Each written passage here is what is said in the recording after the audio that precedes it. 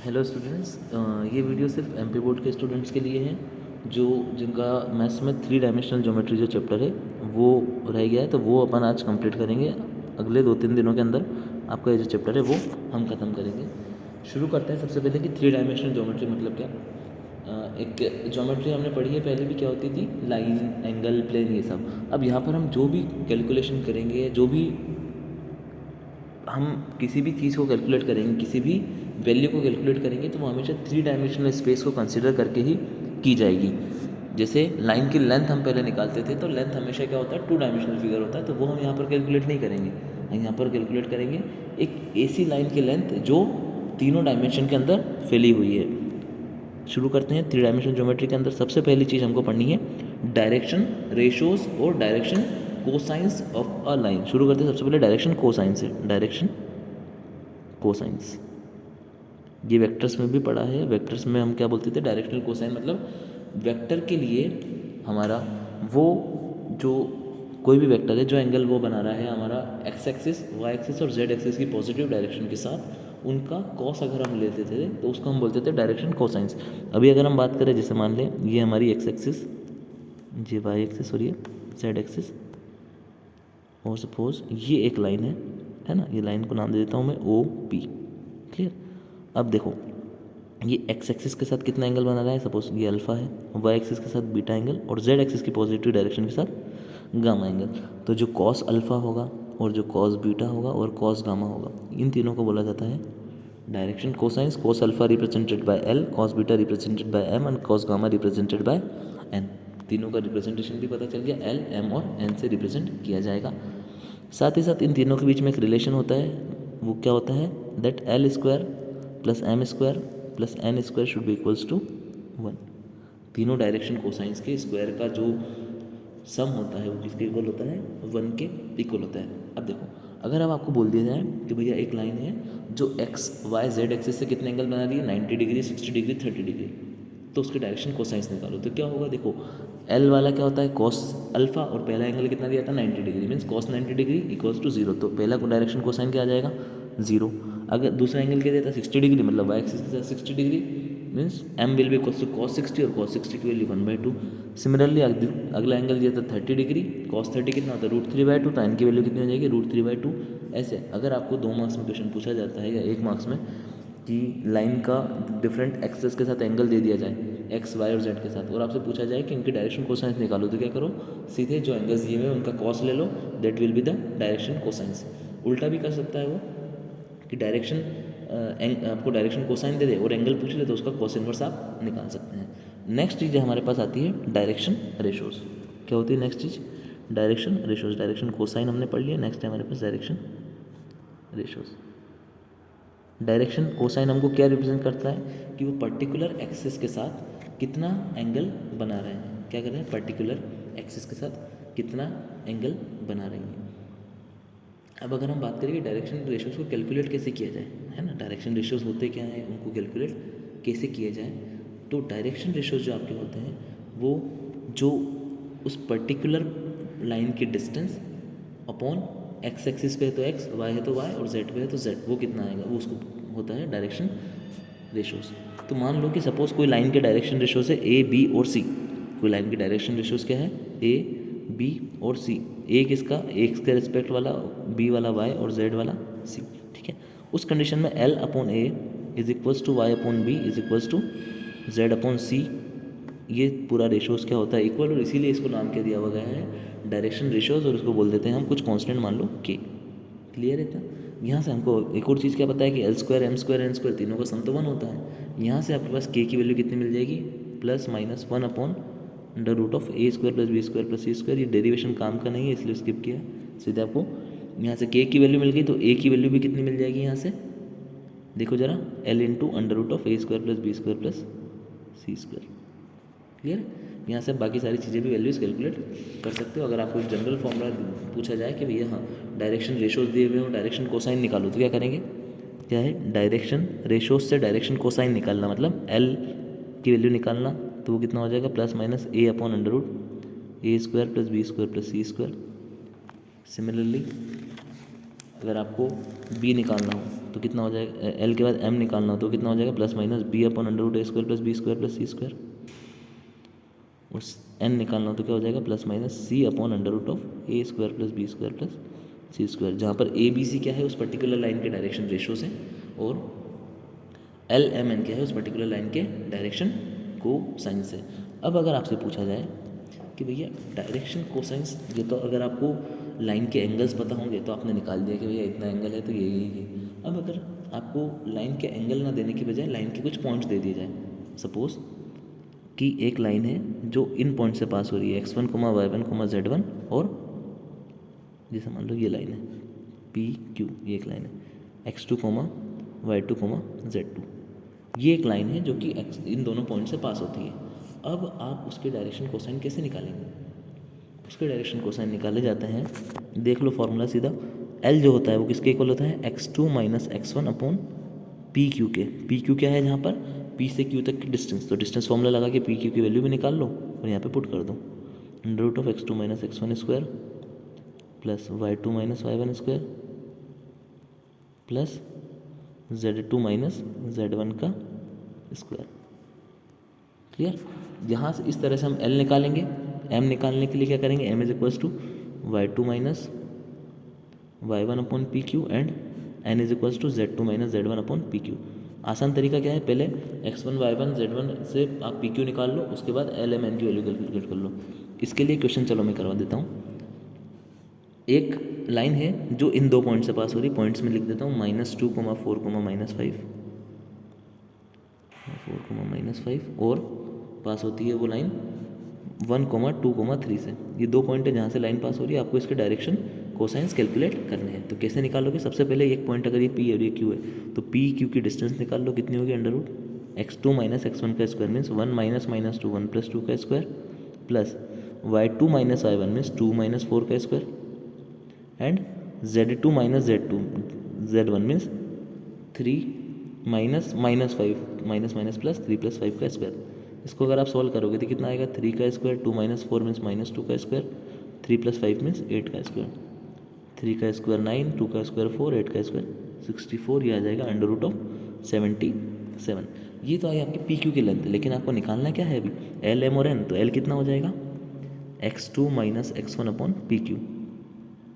तो x2 कितना था आपका, जरा देखो, x2 था आपका 1 और x1 कितना था -2, तो 1 माइनस -2 अपॉन PQ की लेंथ है root 77, minus minus plus means 1 plus 2 upon root 77 equals to 3 upon under root of 77। ये आपका आ गया L, मतलब x एक्सिस से वाला डायरेक्शन कोसाइन। y वाला निकालना हो तो m is equals to y2 minus y1 upon PQ which is equals to 1, आपका y2 था 2 और y1 था 4, तो 2 minus 4 upon PQ is root 77, it is -2 upon root 77। Similarly n equals to होता है z2 minus z1 upon PQ। z2 कितना है जरा देखो, z2 कितना है हमारे पॉइंट्स में 3 और z1 कितना है -5, तो 3 minus -5 upon root 77, 3 minus plus 3 plus 5 8 upon under root 77। ये तीनों डायरेक्शन रेशोज हमने कैलकुलेट कर लिए, सॉरी डायरेक्शन कोसाइंस हमने कैलकुलेट कर लिए। अब डायरेक्शन कोसाइंस के बेसिस पे हम ये भी प्रूव कर सकते हैं कि क्या तीनों लाइंस जो है वो कोलिनियर है या नहीं है, या मान लो 3 पॉइंट्स है तो आप हमको प्रूव कर सकते हैं कि आर द पॉइंट्स कोलिनियर और नॉट। कोलिनियर होने का मतलब क्या होगा कि दोनों जो लाइंस होगी वो जो 3 पॉइंट्स है वो तीनों एक ही लाइन पे लाई करनी चाहिए। सपोज करो ये 1, 2 और ये 3 पॉइंट्स है ना, ये तीनों एक ही लाइन पे लाई कर रहे हैं। कोलिनियर प्रूव करने के लिए क्या करेंगे, आप पहले ये P और Q है ना और ये R है, PQ के डायरेक्शन कोसाइन निकालो, है ना, किसके डायरेक्शन कोसाइन निकालो, PQ के। QR के डायरेक्शन कोसाइन निकालो, इसको नाम दो L1 M1 N1, इसको नाम दो L2 M2 N2। इन दोनों का अगर जैसे रेशो सेम हो, जैसे L1 में 2 का मल्टीप्लाई करने पे L2 आ जाए, M1 में भी 2 का मल्टीप्लाई और N1 में भी 2 का मल्टीप्लाई, ऐसे कोई भी कांस्टेंट नंबर, दोनों का रेशो जो हमेशा सेम आ रहा है, तब हम बोल सकते हैं कि लाइन कोलिनियर है। रेशो सेम आने से क्या होगा, देखो अगर डायरेक्शन कोसाइंस का रेशो सेम आ रहा है मतलब जो उनका एंगल हो रहा होगा, जो एंगल कॉस अल्फा वो एंगल सेम बन रहा होगा, एंगल सम बन रहा होगा, मतलब तीनों पॉइंट जो होंगे वो एक ही लाइन के ऊपर लाई कर रहे होंगे। ये आपका हो गया डायरेक्शन कोसाइंस और डायरेक्शन रेशोज वाला पार्ट पूरी तरह से खत्म। अब हम आते हैं कि लाइन की इक्वेशन क्या है ना। नेक्स्ट हमारे पास क्या है, लाइन की इक्वेशन को कैलकुलेट करना है। ये पूरा बेसिक्स चल रहा है इसमें, कल इसके बेसिस ऊपर हम क्वेश्चंस भी करेंगे। अभी हमको ये दिखाना है कि भैया लाइन की इक्वेशन किस तरह से निकालना है हमको।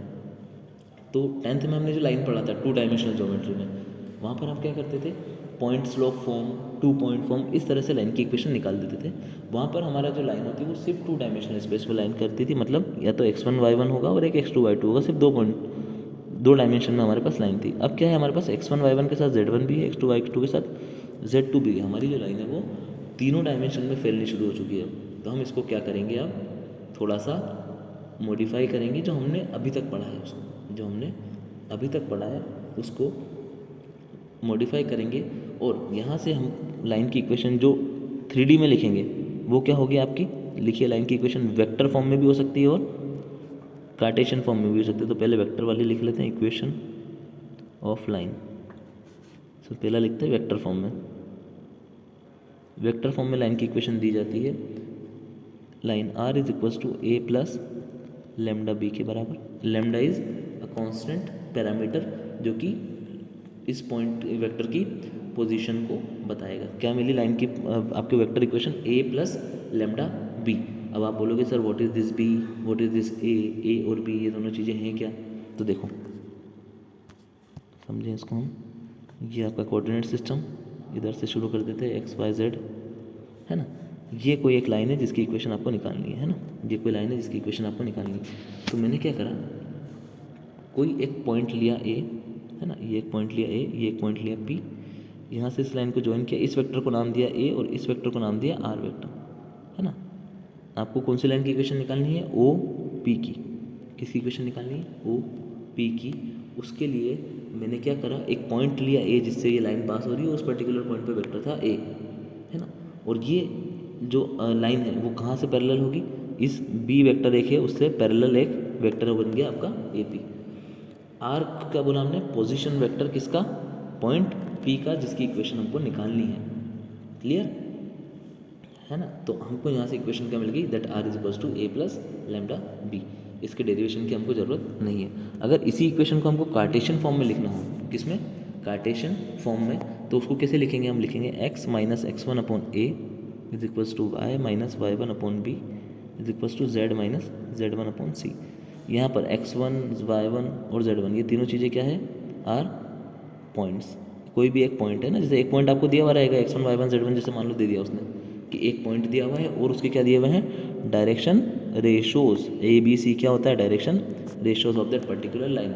आपको डायरेक्शन रेशो गिवन हो और क्या गिवन हो, आपके एक पॉइंट जहाँ से लाइन पास हो रही है, तो आप उसकी इक्वेशन निकाल सकते हैं। कैसे, x minus x1 upon a, x minus y minus y1 upon m and z minus z1 upon c.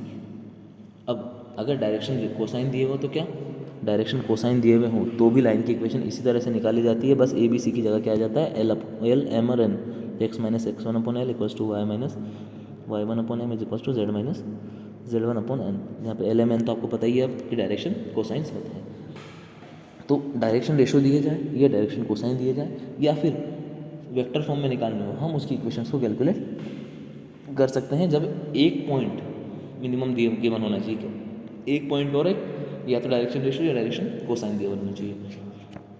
अब अगर आपको लाइन की इक्वेशन निकालनी हो which is passing through 2 points, अब आपको क्या हुआ, डायरेक्शन कोसाइन नहीं दिए, डायरेक्शन रेशोज नहीं दिए, क्या बोला कि भैया एक ऐसी लाइन है जो कि 2 पॉइंट से पास हो रही है, एक ऐसी लाइन है जो कि 2 पर्टिकुलर गिवन पॉइंट्स से पास आपके लिए हो रही है। तो कैसे निकालोगे उसकी इक्वेशन, वो भी देख लीजिए। देखो ये एक लाइन है सपोज करो, जो आपको इक्वेशन निकालनी है। एक पॉइंट आपको दे दिया कि भैया x1 y1 z1 इस पॉइंट से पास हो रही है, एक पॉइंट दे दिया x2 y2 z2 जो इस पॉइंट से भी पास हो रही है। नाम दे देता हूँ इसका मैं a पॉइंट, इसका नाम देता हूँ b पॉइंट, है ना। इस लाइन की इक्वेशन आपको निकालनी है, तो वो लाइन की इक्वेशन क्या बनेगी, वेक्टर फॉर्म में पहले लिख देता हूँ, r is equals to a plus lambda into b minus a। अब आप सोचोगे sir what is this a, what is this b, what is lambda. तो लेमडा तो आपको पता है कॉन्स्टेंट पैरामीटर होता है। a और b क्या होंगे, ए पॉइंट और बी पॉइंट के पोजीशन वेक्टर। जैसे पिछले केस में था ना कि ए क्या था हमारा, ए पॉइंट का पोजीशन वेक्टर जो पॉइंट हमको गिवन था। क्लियर, यहाँ पर हमारे पास ए और बी दो चीज़ आ गई। तो ए क्या है हमारे लिए, पहले वाले पॉइंट का पोजीशन वेक्टर, और बी क्या है, दूसरे वाले पॉइंट का पोजीशन वेक्टर। ये हमारी बन गई equation of line in vector form जब आपको 2 पॉइंट गिवन हो।